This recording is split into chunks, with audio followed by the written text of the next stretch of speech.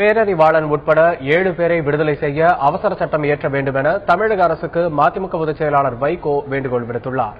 விழுப்புரம் மாவட்டம் செஞ்சியில் மதிமுக மண்டல மாநாடு நடைபெற்றது. அப்போது செய்தியாளர்களிடம் பேசிய வைகோ, ஜல்லிக்கட்டு போட்டி நடைபெற முன்னாள் நீதிபதி மார்க்கண்டேய கட்சி கூறியுள்ளது போல் உடனே அவசர சட்டம் இயற்ற வேண்டும் என்றார். ராஜீவ் கொலை வழக்கில் சிறைவாசம் அனுபவித்து வரும் பேரறிவாளன் உள்ளிட்ட 7 பேரை விடுதலை செய்ய தமிழக அரசு அவசர சட்டம் இயற்ற வேண்டும் என்றும் அப்போது அவர் கோரிக்கை விடுத்தார்.